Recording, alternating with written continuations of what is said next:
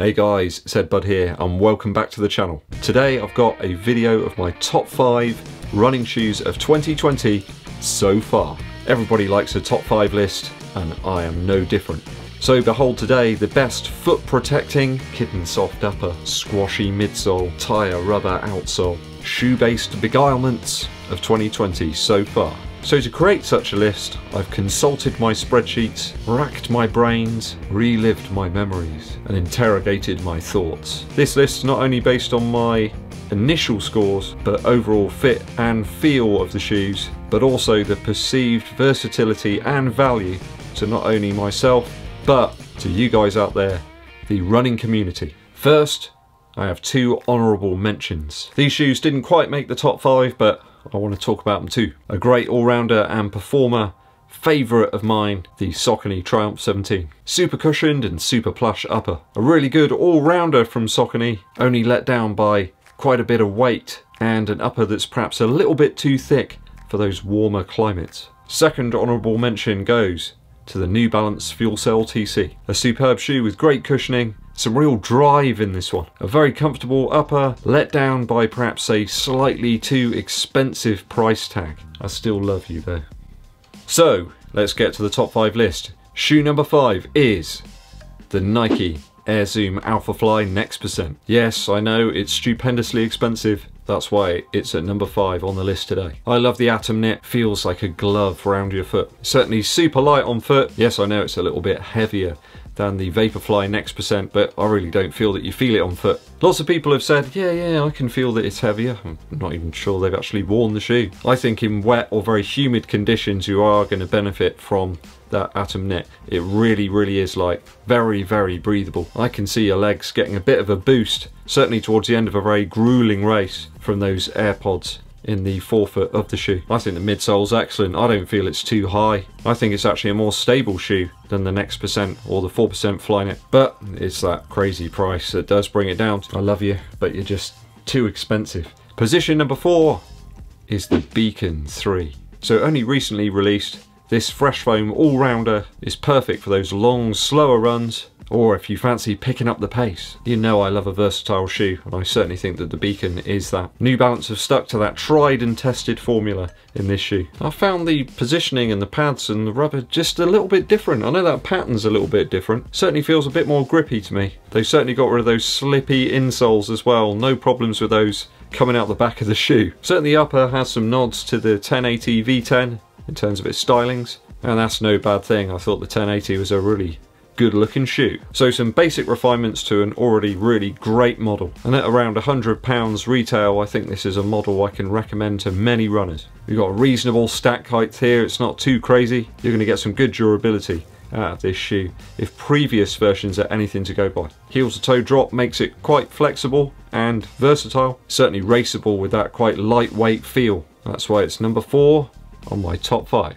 Number 3 is a Reebok shoe, the Floatride Energy Run Fast 2. I love this shoe straight out of the box, and I'm really excited to be in a position now where I can get some more miles into it. Few have found this to be lacking in the awesomeness department. So many recommendations and people picking this one up and really enjoying it. The Run Fast 2 from Reebok has a Pebax midsole with an EVA cage on top. A lovely light upper. It really is wonderful, guys. So light and soft. Certainly one of the lightest of the mesh type uppers that I've tried of recent time. Traction is awesome. I think the underfoot feel really does say run fast as well. You can almost hear it. I think the price point of this tempo offering is really good as well. £80 quite often on sale. Seems to be on sale almost all the time. Strangely overlooked by many though. I urge you to seek out and try this real gem of a shoe, as you're really missing out on a treat if you pass it by.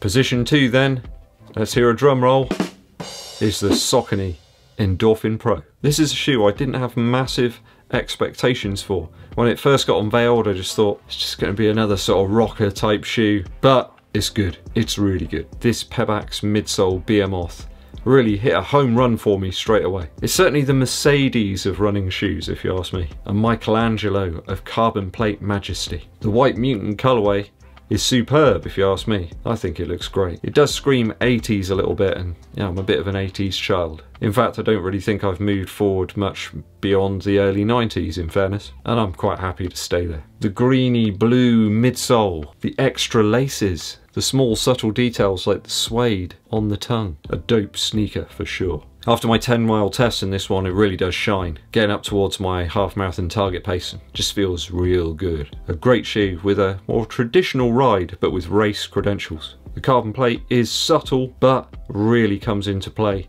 with that beautiful midsole. It's where the two things are kind of coupled together. They just work so well. In fact, everything about this shoe works well. Though, at £190 it is pricey, but I feel you can use this one for a bit more training too. It's got a little bit more about it that's going to stand up to the test of time, I think. I could be wrong. I don't think I am though on this occasion. Far more of a forgiving ride than the Asics Meta Racer. £70 cheaper than the Alphafly. I think this one's going to be a real winner for Saucony. And if you can test it out, I recommend you do.